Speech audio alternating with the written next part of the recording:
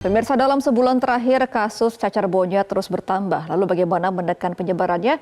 Telah tersambung bersama kami Diki Budiman, epidemiolog dari Griffith University. Langsung saja kita akan sapa. Selamat pagi, Pak Diki. Selamat pagi, Mbak Gemma. Assalamualaikum. Ya, Pak Diki, ini kan kasus cacar monyet terus bertambah. Sebenarnya apa penanganan yang paling tepat untuk menekan penyebaran ini di Indonesia? Ya, saat ini kita dalam posisi yang sebetulnya disebut dengan fase emergensi dari outbreak ya atau KLB, monkeypox atau mpox lebih umumnya. Nah, dalam konteks saat ini yang harus sekali dilakukan seperti tadi disampaikan oleh pejabat gubernur DKI ya, bahwa penemuan kasus secara cepat ya, dan dini ini tepat ini menjadi penting, termasuk di sini adalah dengan kontak tracing yang sangat ketat, baik itu 2 minggu ke depan maupun 2 minggu sebelumnya. Selain itu harus diikuti dengan isolasi karantina.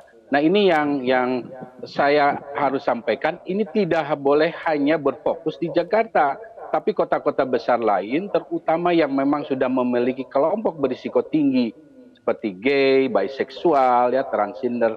Ini harus juga dilakukan ya. Jadi jangan sampai menunggu ledakan kasus. Karena kalau sudah sebanyak ini Mbak Gemma, ya artinya potensi di banyak kota lain juga ada. Ya, Pak Diki, dengan adanya pemberian vaksin mpox, kemudian juga tracing dari pemerintah, dari Menkes dan juga Dinkes DKI Jakarta, apakah sudah cukup kuat untuk menekan penyebarannya?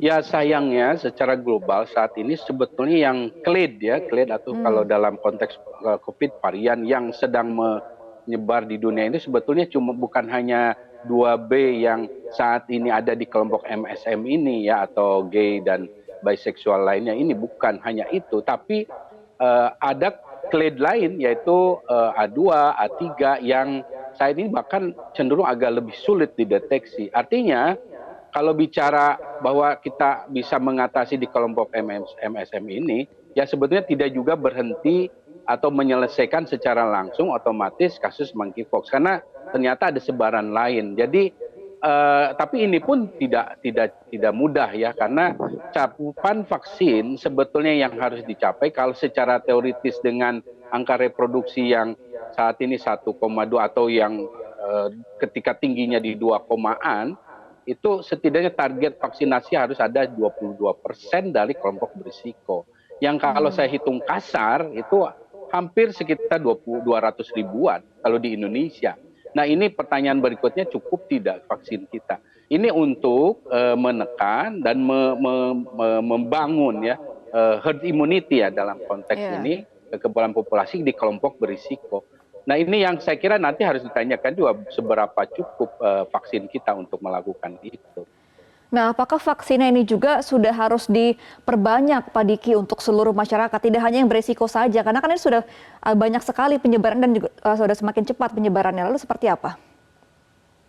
Untuk masyarakat umum sekali lagi tidak usah khawatir, karena mereka tidak dalam cakupan prioritas untuk vaksinasi, karena mereka bukan yang juga sangat berisiko untuk terpapar. Beda dengan kasus COVID ya. Ini masih terlokalisir pada kelompok yang berisiko tinggi yang disebut yang MSM ya, atau gay, biseksual, transgender, dan masuk tenaga kesehatan. Jadi yang harus diprioritaskan mereka. Tapi kalau masyarakat ini ada yang dalam kontak erat dekat dengan kasus infeksi, misalnya keluarga terdekatnya, anak, pasangan, atau orang tua, ya itu yang juga harus diprioritaskan. Jadi secara umum masyarakat secara umum ini tidak masuk kategori yang harus diprioritaskan, bagaimana? Tapi potensi menjadi pandemi nggak, Pak Diki, kalau memang saat ini penyebarannya sebegitu cepat begitu? Saat ini kita sekali lagi dalam fase emergensi, tapi sifatnya outbreak ya. Saya prediksi fase emergensi ini ya 2 bulan, atau paling lama pun 4 bulan ya puncaknya gitu ya, paling lama.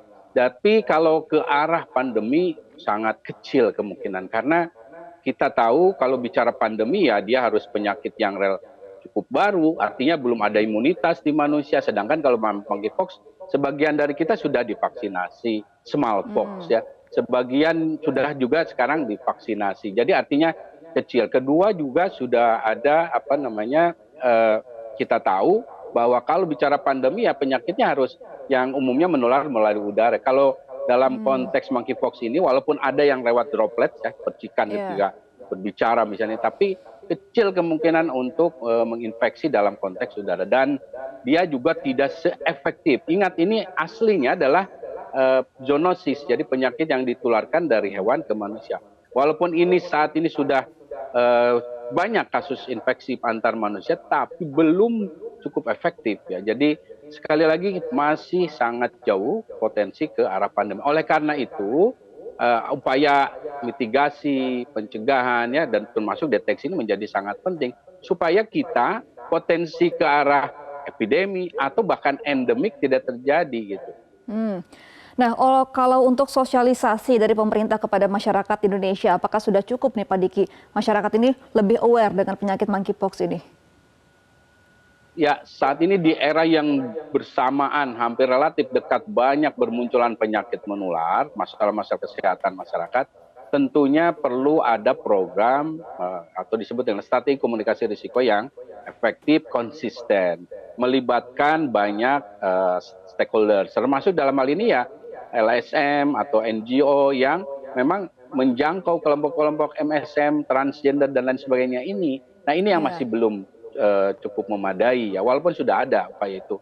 Tapi ini harus lebih ditingkatkan, termasuk konsistensinya, termasuk pada keluasan informasi ini. Artinya setiap level khususnya ya pada wilayah-wilayah yang memang berisiko, yang ini bisa kita sampaikan erat kaitannya dengan juga kelompok-kelompok atau kasus-kasus yang tinggi di kasus infeksi HIV maupun penyakit menular seksual.